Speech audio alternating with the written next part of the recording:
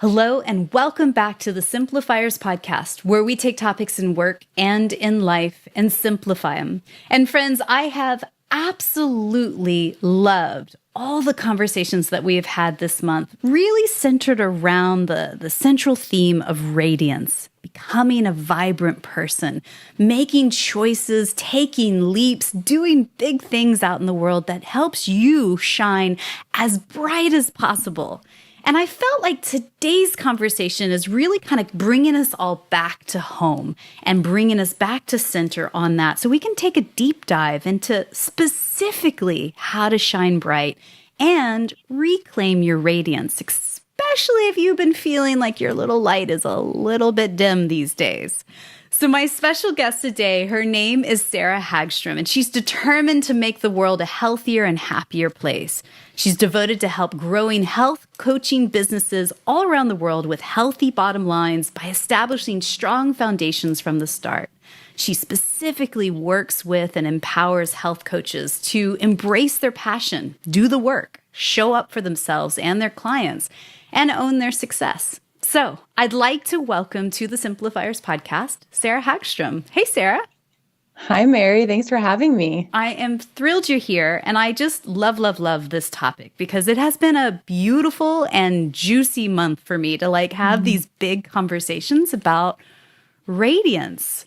So before we dive in, I want to just hear what your take is. How do you define radiance in your own life? Yeah. To me, when I think about radiance, I think about love. I think about glowing. I think about being in the flow, right? I think about sunlight and the beach, and just living your purpose, living with a lot of love and not a lot of fear. Yeah.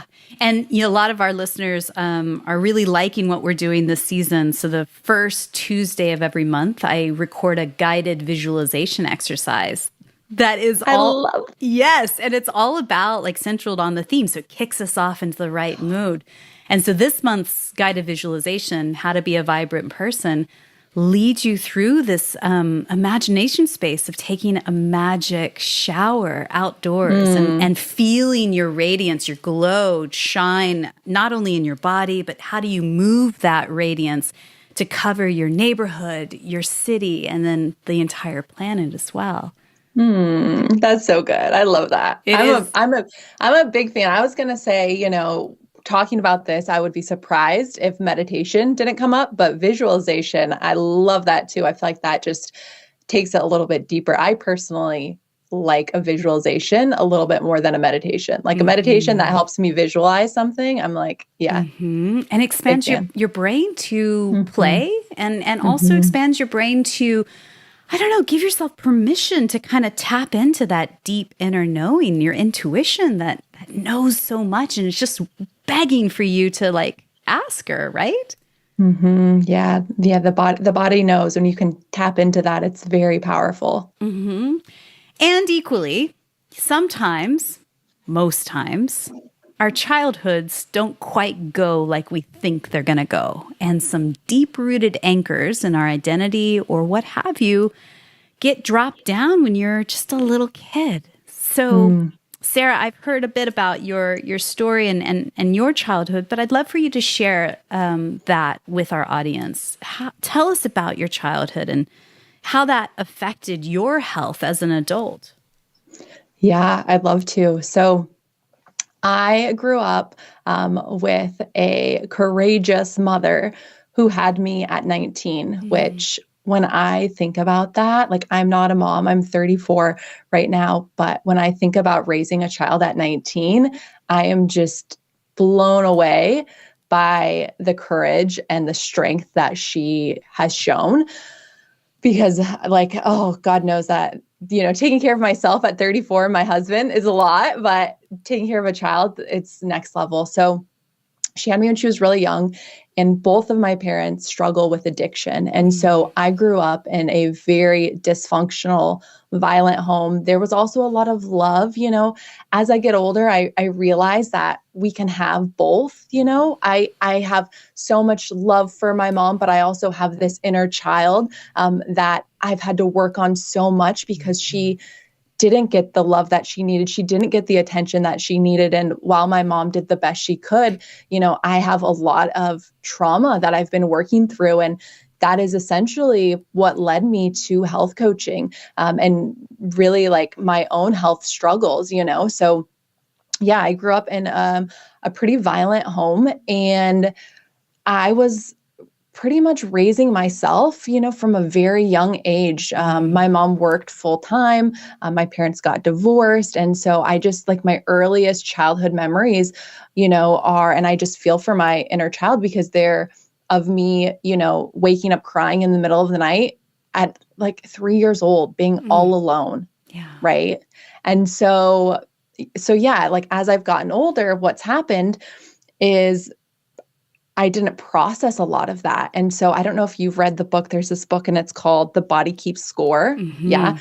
Okay. And so I feel like that title is just so powerful because what I noticed was after I moved out at 18 and I started having digestive issues. Right. And it's funny because as a kid, I was sick a lot. And, when I first found health coaching, I was like, oh, I was sick because I was eating fast. We didn't have a lot of money. I was eating fast food. I was eating, processed foods, which I definitely think that wasn't helping. But more so what I believe is the emotions and the trauma in the body cause more sickness and disease than the food. I think that stored emotions, unprocessed trauma is so powerful. If we don't feel those, like the body's going to start talking. And so yeah, it started for me with digestive issues. I had a lot of digestive issues when I was in college, kept me from going to class, from working. And that just kind of led me down this path of self-discovery and processing this trauma over and over again, right? And reparenting my inner child and continuing to do the work, because as soon as I think, okay, I got it, something else pops up and allows me to go a little bit deeper. And, tying it in with the theme of this month is, as I do this, as I unpack this, as I peel the onion layers, I do notice a more radiant persona inside of myself. I notice that I shine a little bit brighter. I connect with myself a little bit deeper, and I'm able to have so much stronger relationships because of it. So as painful as it can be, right? If anybody is listening and they have this trauma or have had a rough childhood or in chronic pain, I definitely wouldn't trade it for anything, because it's allowed me to reconnect to who I really am. And I'm so grateful for you to share that, because I'm sure there are a lot of people out there. I can't think of anyone that I know in my circle of friends or family that haven't had sort of a rough childhood here or there. It's not perfect. We always think that everybody else has got it all figured out and we're the ones that are a mess. No. I think it's all of us to a certain extent, right? And I'm so glad, because honestly, when I was growing up, I remember watching Seventh Heaven. I don't know if you watched, I remember watching that and I was like, this family's perfect. Like my family is a mess and this family is perfect. And, a lot of people kind of poo-poo on social media, but one thing that I love about it is seeing all of these different stories and these people sharing, hey, I had this or this happened to me. And I feel so seen when other people share their stories. I'm like, oh my gosh, that was me too, and like you're saying, it's more common than I had ever realized. And I can imagine, if you have suffered from chronic pain and digestive issues for years and years, maybe even a decade or two, right? At some point you probably go, well, this is just how my body works. My body's broken and there's no fixing it. There's no getting better. This is it. But what you found was just the opposite, right? Tell us more. Yeah. So for me, like I was saying, the positives and the negatives with growing up in my home was although my parents, weren't around as much as I would have liked them to be, my mom was so great at telling me, hey, you can do anything you believe in, And so it was interesting because I would see something different than I would hear. And so I definitely, growing up, have had a lot of work around trust, like trusting people, right? And like, is this person going to do what they say they're going to do? And so for me, with the chronic pain and digestive issues, and we can talk more about like what specifically that looked like for me, but I think the reason that I was able to find solutions and work through it is because I grew up kind of with this in my head that like, hey, I can figure it out. Hey, you are strong, you are healthy, you are capable. And one thing that my mom has always wanted for me is like a better life. Like, hey, go do it. You can do this. If you set your mind to it, you can do this, which again, super grateful for that. It also comes with me then becoming a workaholic, right? And like tying my worth to how successful I am in business. So it's like, for me, I kind of tend to go from one extreme to the next. But yeah, I definitely think that me having faith and believing that my body can heal comes from these positive affirmations that I was told as a kid. And then luckily too, I was really interested in health. For me, I remember when I was struggling with digestive issues, that's when blogging was really taking off. It was around, I think like 2006, 2008, 2009. And so there was a lot of these food bloggers. And so I would read blogs in the morning before school, and they would be sharing, hey, I'm doing a green smoothie. And I was like, oh, maybe I should do that instead of eggs, and just trying these different things. And it worked for me. For me, I think we talked about this off air, but I follow a plant-based diet. And that was really huge for me. I had no idea growing up. Like I was saying, I was raised on processed foods.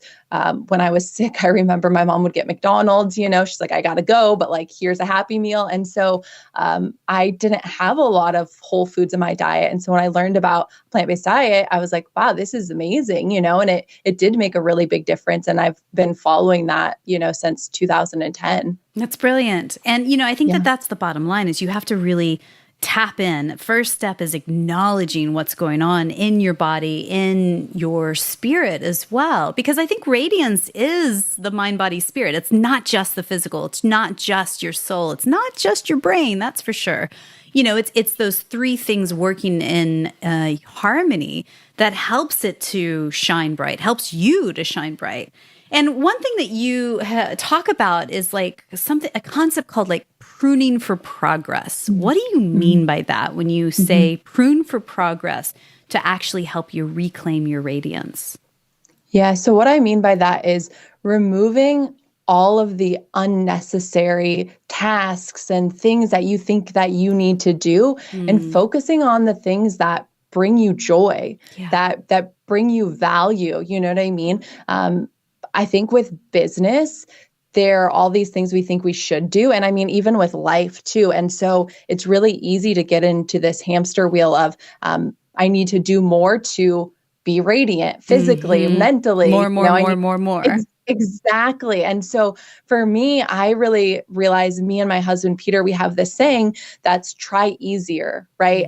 It's like, instead of trying harder, how can we try easier? What's the path of least resistance? How can we remove all of the unnecessary things in our life so that we can focus on the things that bring us joy and true happiness? And so I really liked a few years ago, like the minimalism, kind of like phenomenon where everybody was like downsizing and getting rid of things. And I think that that's so powerful because definitely in America, we can be over consumers, right? And like try to do more of everything and bigger is better. And I just feel like honestly, it's the opposite of radiant. It weighs me down personally. It feels very heavy. And I think it's really hard to be radiant when you're weighed down. 100,000%. I mean, I think anyone that's listening to the Simplifiers podcast is also on that same wavelength of like, maybe doing less is a better idea. Maybe distilling down to what's most important. You don't need the 4,000 square foot house full of knickknacks and nonsense. Like you actually live a richer life when you can focus on what's most important. I love the idea of prune for progress because A quick story. Over the spring and summer this year, I really got into gardening. And let's just be very clear, I am not good at it. I'm so a beginner. I got so excited when 2 cherry tomatoes came out of the ground and I could actually eat them. Just 2. That's not a big deal, but it's quite a triumph, let's just say. That's interesting.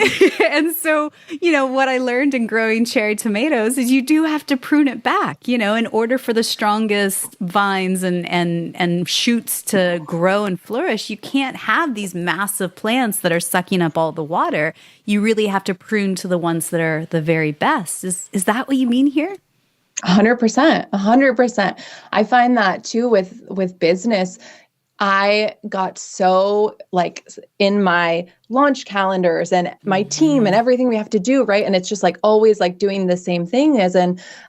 Recently I struggled with some chronic back pain, and it really forced me to slow down. And I could see all of these things we're spending time on that everybody's why, when we sit down and we talk about it, it's why are we doing these tasks? Yeah. Right. And it's we're not getting the results we want with them. We've always been doing them. Just because you've always been doing them doesn't mean that you should continue doing them. And so, that's exactly what I mean. Get rid of the stuff that's weighing you down, that's not allowing you to have the radiance in your life, the relationships in your life, the business growth in your life, right?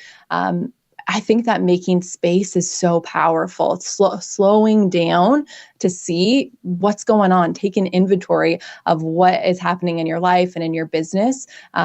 It's really powerful. Mm-hmm. And that reminds me of an episode we had a couple of seasons back with author Kate Northrup. She talked about do less.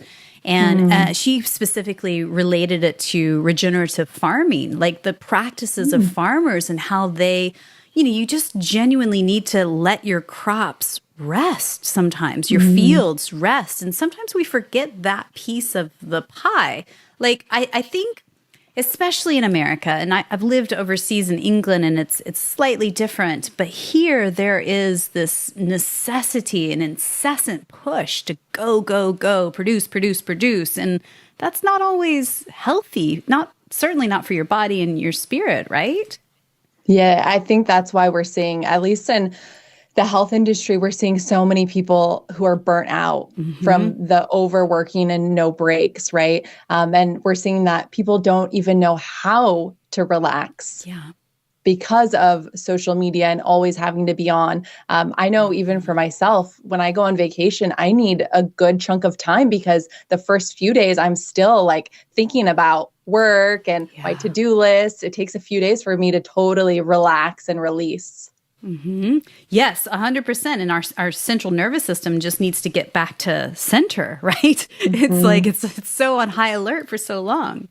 Something that you talk about that I'm just so fascinated about, and I really want you to dive deep, is this concept that when we realize that nothing is good or bad or right or wrong in life, how does that reframe really help us to shine brighter? Tell me more. Yeah, I think about that in terms of, again, being weighed down. And I think when we have a right or wrong, it's judgment. Good versus bad. We end up in this place of judging things. If she's right, I'm wrong, right? If I don't do this, I'm bad. And what happens when we have judgment, again, is we feel this heaviness, we feel this pressure. And I think that radiance has to do with being light, right? And being connected to source. And so I'm really personally trying not to judge things and kind of tying it back to chronic pain. A few weeks ago, I was just really having this hard time. I was in this spiral of, I used to be able to do this yoga pose and I can't do it now. I used to be able to walk to this pond down the street that I love and it brings me so much joy. But right now I can't do that. And so it would be I have this pain, which is causing me discomfort. And then what's causing me frustration and more suffering is this story of what I used to be able to do, this judgment on myself, right? That's causing me way more. And so I had this moment where I was what if I just released the frustration?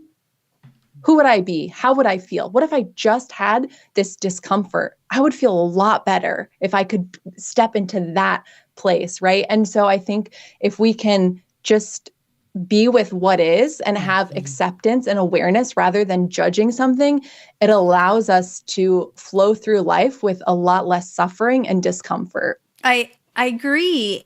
And when the emotions and feelings are flaring up in high alert, it's so hard to like zoom yourself out of it. You're like in it, right? And you feel like, oh my God, I'm so overwhelmed, or oh my God, I feel so helpless and hopeless. It's really hard to pluck yourself up and out of that situation. And that's where things start to spiral out of control. So how do you get that awareness and pull yourself out of it to see the greater perspective of what's happening? Yeah, so that was after a few weeks of being in the spiral, like the hope, it's not like I felt, oh, I want to be able to do this yoga pose and I can't. And then it's like, oh, but let me just drop this. And 100%. It's like that I had to, I didn't have to, but sometimes I feel like our ego wants us to use time in order to move past it, right? It's like we know better than being in the discomfort and like the suffering and the story, but it's like we just want to sit in it for a little bit longer. For me, what I've found are a few things. In order to move out of this place of, feeling hopeless and just really down on myself, if I'm in a bad mood, I was last night, I was overworked, I was feeling tired. It's the end of the night. And I know that in order to shift, I need to either listen to something. So I need to shift through sound, meditation, visualization, music. I need to shift by moving my body. Yes. So, right, like going for a walk, dancing. Peter and I have a ping pong table set up in our dining room. So like playing a game of ping pong, like anything to just move my body. Or water. Water is also really powerful. So like a shower, or going for a swim in the ocean. And so those, if I can get myself to do one of those things, then I notice a complete shift. My mindset is shifted and I'm feeling more capable. I'm feeling better about myself. I don't want to discard either, like the importance of feeling those emotions also, because I think that it's both. We need to feel the frustration if we're frustrated. Like I said, I was frustrated for a few weeks. I journaled about it. There's this practice called journal speak, and I talk about it in the High Vibe Toolkit. And are you familiar with it, Mary? No, what's this? Okay, it's pretty cool. It was created by Nicole Sachs, and she has a podcast. It's called The Cure for Chronic Pain. And pretty much what you do is you make 3 lists. So you make a list about childhood stresses, anything that stressed you out during childhood, any memories you have, being bullied, parents, anything, right? And then you make a list of current stressors, anything that's stressing you out currently in your life. And then you make a list of personality traits. And what you do is each day you just pick one and you set a timer for 20 minutes and you journal like unfiltered things that you would never say, and you just let it all out on the page for 20 minutes. Kind of reminds me of like the artist way, just like freestyle writing, right? And then at the end, rip it up, burn it, and then do like a self-love meditation, send out self-love. And what I like about this practice is it allows you, if I'm feeling really frustrated, I can write about it, rip it up, meditate, which then shifts my state out of that place of frustration or anger or sadness, whatever it is. And that's really powerful too. And, I'm so grateful that you mentioned this. And by the way, everything we talk about in today's episode, we'll find in the show notes over at the simplifierspodcast.com. But the key word of what you said in all of that is shift. Because I think, and this has come up in other conversations this month, Matthew Dix, Dr. Gary Chapman, they all talked about this, is if you sit in it for too long and do nothing, or deny it, right? Numb and avoid, then it just gets worse. The chronic pain, the chronic emotions and the tidal wave inside you, it explodes after a while. But the secret is to acknowledge it, to process it, to sit in it and move it, shift it to, in those ways, right? Yeah, and it's a balance because everybody's so different. And for me, like before dealing with chronic pain, my learned pattern was to shift quick. The quicker I can shift, the better. And that's not always true because sometimes sitting in it allows you to pull another layer that you didn't even realize. What I've found is sometimes I think that I'm angry about something, but if I keep going, there's actually some deep sadness within that if I would have just, oh, I'm mad, let me yell into my pillow, then I would have missed this deeper emotion. And so having time to meditate, to rest, to just sit with things and connecting with yourself so you can realize, what is your learned habit, learned pattern, and is that supporting you? Because some of us kind of shift quickly, some of us kind of sit in it maybe longer than we need to. And so figuring that out, and everybody's so different. Yeah, well, it really resonates with me. I know the music, moving my body and getting in water, or even simply drinking more water.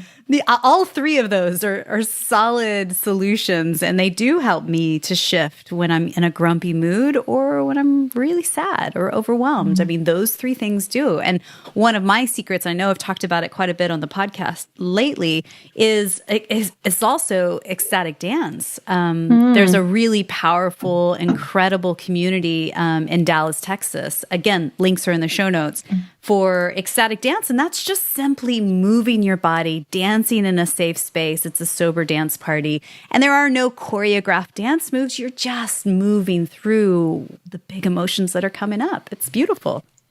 I love that you said that, Mary. I actually did dance this morning. I love it. And I normally don't because I'm very in my head and working on always connecting with my body. And I was like, oh, this will be perfect for connecting with my body. And it was great. Yeah. So I also imagine, let's shift gears a little. For those that are listening out there that are feeling like their light is a little bit dimmer right now because they're, helping and doing all the things for all their people all around them. How do we put an end to people-pleasing tendencies and really, truly focus on doing the things that truly light us up? Can you give us some thoughts there? Yeah, what's really interesting is probably this past year, I realized that I was a people pleaser, and I would have never described myself as that because I grew up as an only child. I'm very driven. I'm a Taurus. I'm a manifester in human design, if you know about human design. And so, most people probably wouldn't consider me a people pleaser, but what I noticed, and I think a lot of it comes from my childhood, is when I would go to an event, say like a dinner party or something, I naturally would scan the room. If I'm in a conversation, I'm looking at facial expressions. Is she smiling? Does she like what I'm saying? Is she mad at me? All of these things, I want to make them happy. Does she need something? Does my husband need something? Let me go get him food. And for me, what I realized was people pleasing is keeping me from having meaningful relationships. Yes. Last year, I was like, I want more support in my life. I want more friends in my life. And last year was a time where I had hired more support in my business and was meeting more people. And yet I still felt like I didn't have these strong connections. And as soon as I realized this pretty recently, hey, you aren't allowing people to get to know you because you're so focused on them and everything that they're saying and they're wanting. And so for me, one thing that clicked in terms of stopping people pleasing was I want meaningful, deep relationships. And when I'm people pleasing, I'm not getting those. Yeah. And for me, the relationships are more important than being liked. I don't want to be liked, right? I want depth. I want realness. I want meaning. And so shifting out of it, it's a process, but I think awareness and paying attention to what are you missing out on because of people pleasing, and is that worth it? Yeah, and people pleasing, when done to an extreme, could potentially, talking about that onion, peeling it back, what's the motivation underneath is performative, to be liked, to be accepted, to feel like you belong in a community or a place. But like, as you say, I mean, I think that people want to see the true you, and that meaningful connection is not over delivering or, trying to like put yourself aside and putting everybody else, because that's in essence enabling, isn't it? Like that's not healthy. And then how are they going to like you if they don't even know you? Exactly. Like you want them to like you, but you're not giving them a chance to get to know the real you and what you've been through. And I can tell you, like, going through probably like the roughest year of my life, like having people who actually know me and I can show up, as my true self in that moment, it's everything. It's so powerful. And so again, like, if you are people pleasing, I would think about, what's at stake here? What's the cost? Do people really know you for who you are? And that can be a scary thing too, right? Because it's like all of these fears come up about being seen. Yeah, for sure. And so I think all of us intellectually understand the why, right? Let's talk about the how. Like, how do people push past people pleasing as a tendency? Because I think a lot of times it's subconscious. It's like an unconscious action that you create that you're just not even aware of. That's a trigger. Give us some practical ideas. Yeah, I mean, I do think that if you can quiet the mind and go within, like I'm saying, the body will tell you, right? So if you are people pleasing and putting yourself last, if I was you, I would set some time aside and I would just close your eyes and tap in, right? Tap into yourself. Hey, body, like, what is going on? Where am I holding tension? Like, is this coming from people pleasing? And really just going within, because I think a lot of times we're like, okay, give me this action item, okay, say no to Susan, and I can give you examples. Like, one really easy thing is before you commit to something, take a pause. Take a pause. If you're like in a conversation, you can say, hey, let me check my calendar and get back to you, before just saying like, oh, that sounds great, I'd love to do that. And then, you can ask yourself, am I doing this out of fear, right? Fear of being abandoned, fear of, judgment, fear of missing out? Or am I doing this because I love it, because I love hanging out with Susan, because I love how moving my body makes me feel, right? Yes. And I really believe you can't go wrong if you tap into the love, right? Rather than the fear. If you make choices based on love for yourself, for others, for the planet, versus this fear. But I do believe that if we can just get quiet, like, we have this internal system that will tell us, hey, you got to stop people pleasing. It's showing up in back pain. It's showing up in feeling overwhelmed, crying, not being able to sleep. Like, if we can just get quiet and tune into ourselves, like, the body will tell us what we need to do. I love that so much. And I think that if any of you guys out there that are listening right now are feeling that and going, yeah, that sounds great, but I don't have time for that, right? You do. Like, the simplest ways of tapping into your body wisdom and slowing down is 3 intentional breaths. We all have time for 3 belly-filling, intentional breaths to kind of get back to center. That takes like 2 minutes. I mean, we all have it. Like, literally, if you have like very small children at home tagging at you and just like you have lots of deadlines on your Google Calendar, all the things, you can literally just lock yourself in the bathroom for 2 minutes. Like, we all can do that and just get back to center. I think sometimes we overcomplicate it in our head and go, well, I don't have time for that. So I just got to push through. I've got to power through because this is a really tough day, week, month, year, right? And we bypass.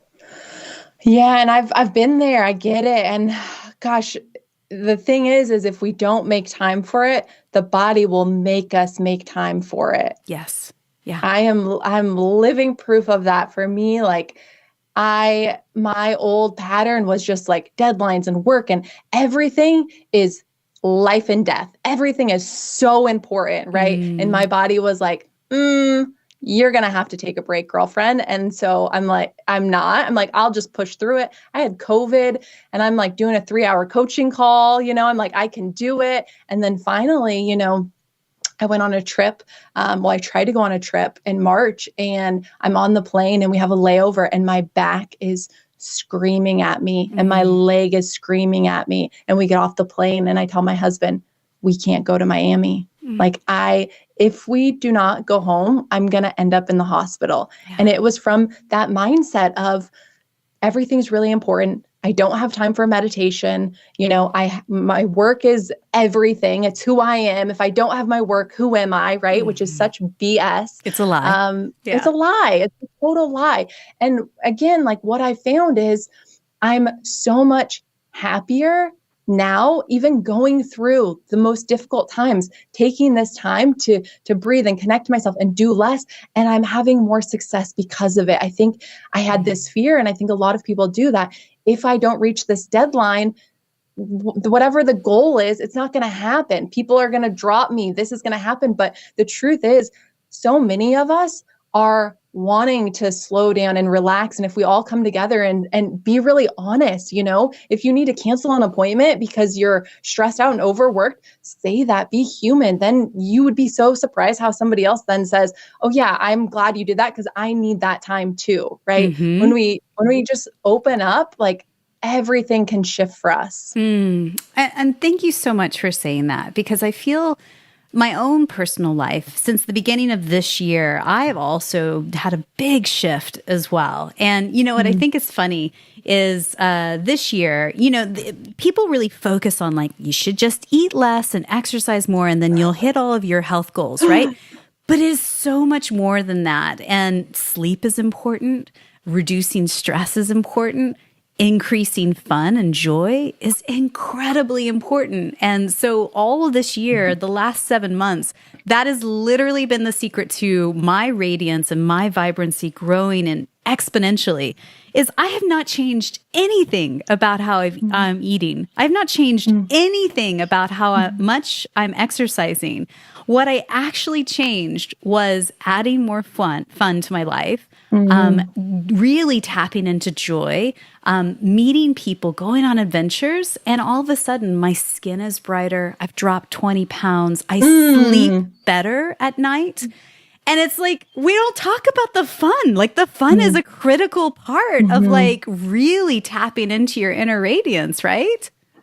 Yeah. And I think that if we do more inner child work, which I don't know, how much you've talked about this on the podcast, but if you get quiet and visualize your inner child and just let her or him or they speak to you, you would be surprised. Most of the time, they want to have fun. The thing they say is will you play with me? Can we do something fun? You know what I mean? Yeah. And that's it. You have to prioritize your time, your schedule, your life, and you have to communicate that with your key people, whether it's your spouse, your partner, your coworkers, your kids, or, people that you share your rooms, like roommates and things, right? You have to communicate what your needs are so that you can make those 1,000 daily choices, as I say, that lead you to that path of joy, to lead you to doing things that light you up, right? Because that's it. It's in the micro moments. It's not necessarily the big sweeping moments that we think it is, right?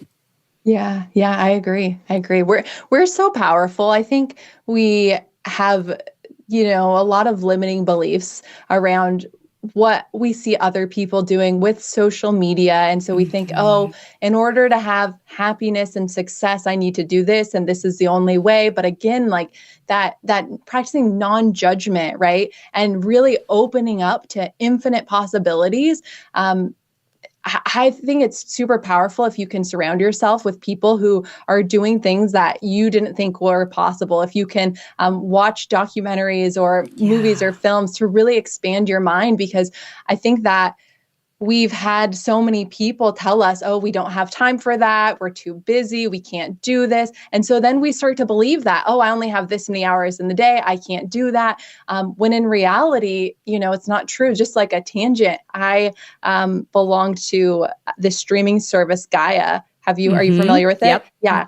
So it's great. It's amazing. And I was watching one last night, and this is probably going to sound very crazy to a lot of people. It did to me and my husband, but there was this guy on there talking about how there are people in the world who actually don't eat. They don't eat, and they're able to sustain themselves through light and energy. And I was just like, what? Like as a foodie, like I'm not giving up food. I love food, but it's just seeing that it expands my mind. I'm no longer thinking, hey, if I miss a meal, or don't eat great, like I'm going to be okay. Cause there's people who are not eating. These people haven't ate for like 6 months that he was showcasing, and they're glowing, they're radiant, they're doing great. And so just, expanding your mind, questioning things. If you're like, oh, I have no time, I can't do this, just ask yourself, like, is that true? Is that 100% true? Right?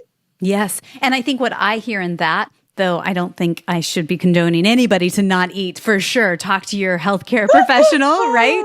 That's a disclaimer. Oh my gosh. But I think what I hear in that is, just having that open mind to not accept things at face value. Just like we were talking about at the beginning of the episode, not sitting there going, well, I've always had digestive issues, so it's never going to get better. So I'm going to do nothing to expand my brain and knowledge or try something different, right?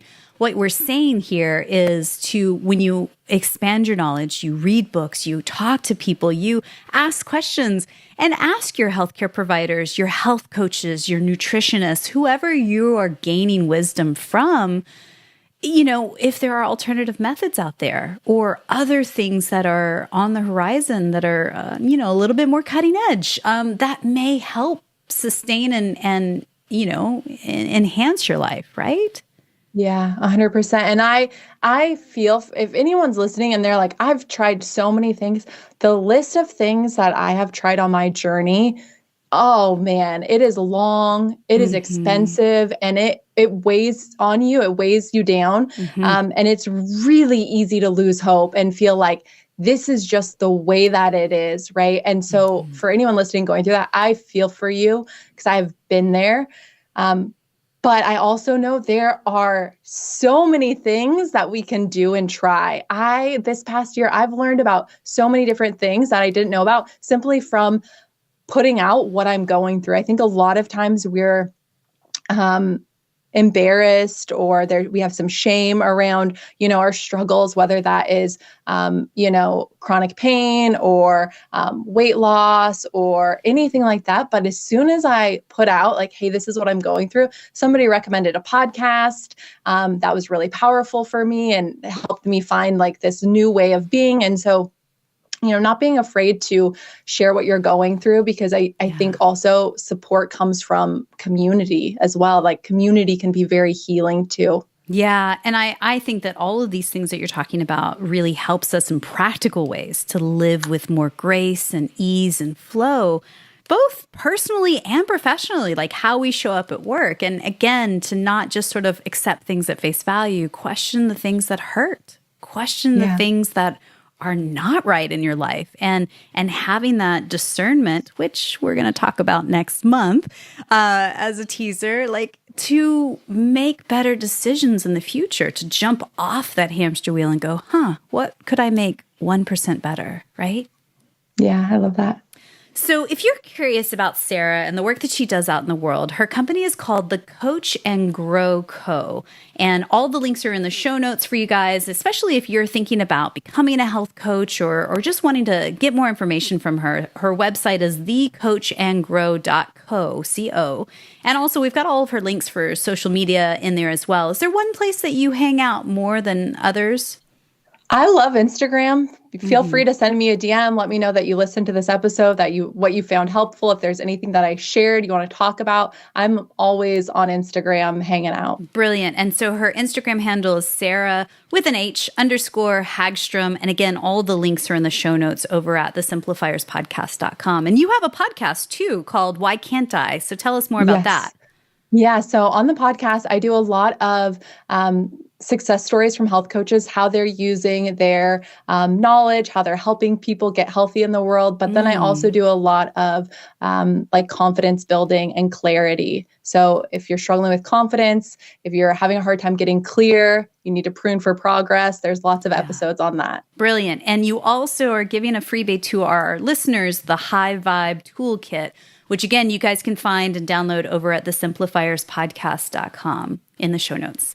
So, Sarah, a couple of questions as we wrap up that I like to ask everyone. So here they go, if you're ready. I'm ready. All right. So first, tell me what's one book or blog you're reading these days that's either inspiring you or poking holes and challenging your belief system?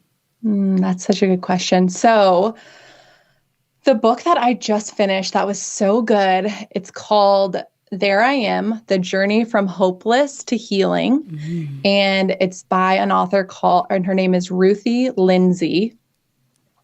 And what I loved about this, it's a memoir, is it's a story of strength and triumph.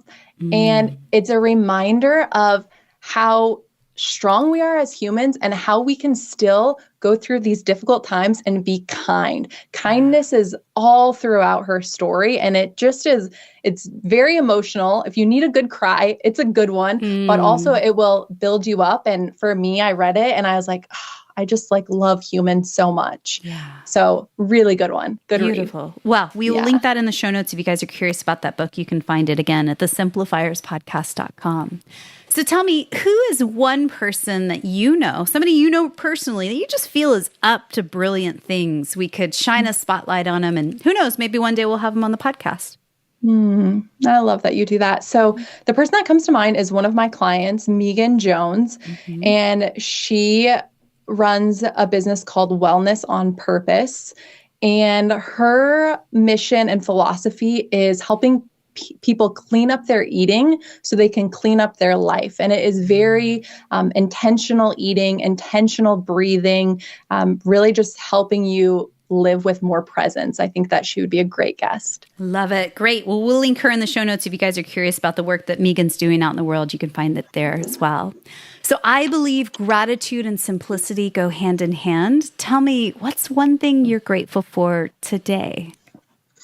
I am so grateful for the sunshine. It is summer right now, and I've been doing this new practice where I go outside first thing and I just look up at the sun, not directly in it, but just look up and take a moment, feet firmly planted in the grass, and just feel my breath. And it is just, it brings me so much joy. I notice my happiness meter is just increasing being outside. So the sunshine is bringing me so much joy and gratitude right now. Love it. So someone somewhere is listening to you and I right now, and they're feeling a little bit dim. They're feeling overrun, exhausted, and at the very, very, very bottom of their never-ending to-do list. What's one thing you could whisper into their ear right now just to encourage them in this moment? Keep going. You will get through this. Yeah. Sarah, thank you so much for your time today. Oh, thank you. This is so fun.